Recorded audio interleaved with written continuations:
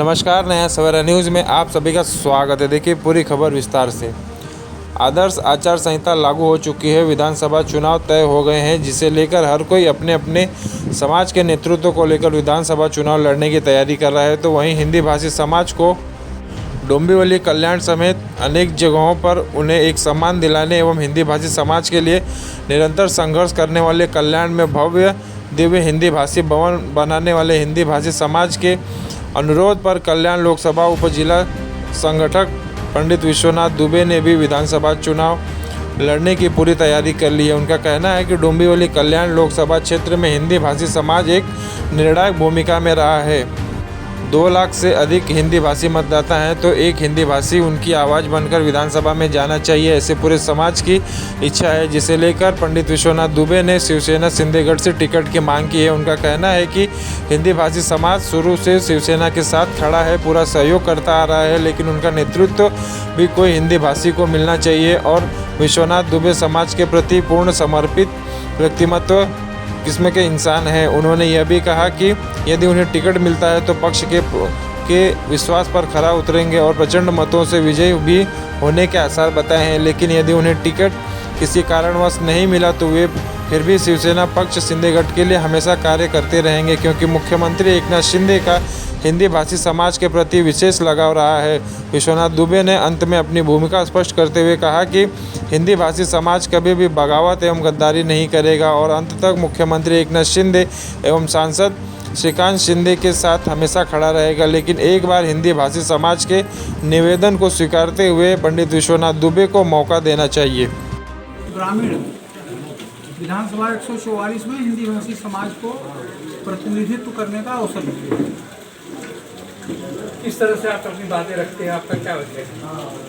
मेरी बात यह है कि हम इस विधानसभा में इतने ज़्यादा हिंदी भाषी मतदाता हैं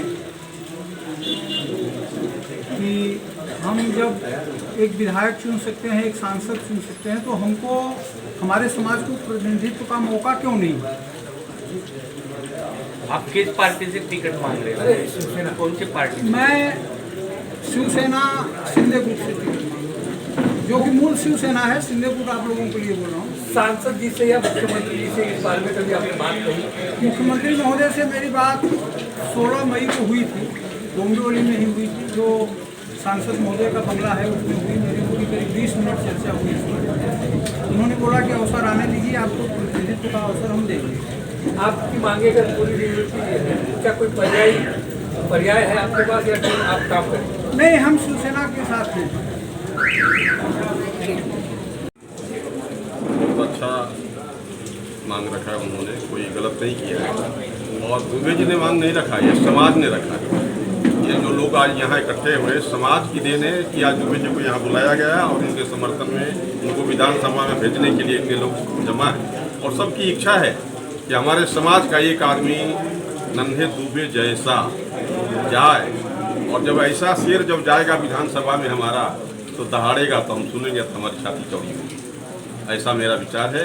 और मैं मुख्यमंत्री जी से, श्रीकांत शिंदे जी से भी मैं आग्रह करूँगा, मिलन होती है, पहचान होती है, बातचीत होती है, तो अच्छा संबंध है, तो मैं उनसे भी बोलूँगा कि भाई नन्हे दुबे को एक बार विधानसभा में टिकट मिलना चाहिए। देते ही रहेगा, कुछ हमको भी तो दीजिए। तो ऐसा हमारी यही मांग है कि हमारा एक नन्हे दुबे जैसा एक उम्मीदवार विधानसभा में हमारा जाना चाहिए, जो कि जाने के बाद वहाँ विधानसभा में हमारी मांग को, हमारे उत्तर भारतीय समाज के लिए कुछ करे। बहुत किया है उन्होंने, कहते हैं रोटी कपड़ा और मकान चाहिए लोगों को, और क्या चाहिए? इतना बड़ा उत्तर भारतीय भवन मकान एक दिया नन्हे दुबे के चलते ही हुआ है ना, इससे बड़ा क्या दे सकता है?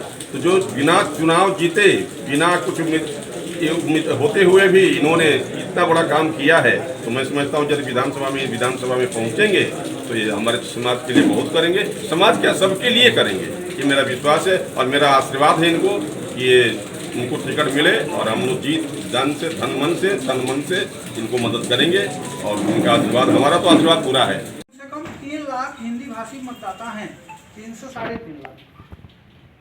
ये बात मेरी और खासदार साहब की कई बार हो चुकी है। और इस चुनाव में पूरे भारत में जब इस पार्टी के विरोध में लहर, इस गठबंधन के विरोध में लहर उठी, तो भी हिंदी भाषी समाज खुले तौर पे इनके साथ रहा और हिंदी भाषी समाज ऐसा कहता है कि हमारे ही दम पर ये लोकसभा की सीट आई है। क्योंकि मैं तो ऐसा मानता हूँ कि पूरे भारत में जो संसदीय क्षेत्र जितने भी हैं, अगर सबसे ज़्यादा विकास कार्य हुआ, सबसे ज़्यादा निधि आई तो एक नंबर पे प्रधानमंत्री नरेंद्र मोदी जी के यहाँ ये, और भारत में दूसरे नंबर की निधि आई है वो कल्याण लोकसभा में आई है। ये शायद आप लोग भी जानते होंगे इस बात को। और इतने ज़्यादा विकास कार्य करने के बाद भी यहाँ पर जो प्रतिनिधित्व करने के लिए भी एक विधानसभा में दिया जाए, और उसके लिए जो 2 विधानसभाएं ऐसी हैं, एक कल्याणपुर और एक कल्याण ग्रामीण, जिसमें कि हिंदी भाषी समाज सिर्फ अपने मतों से एक विधायक चुन सकता है।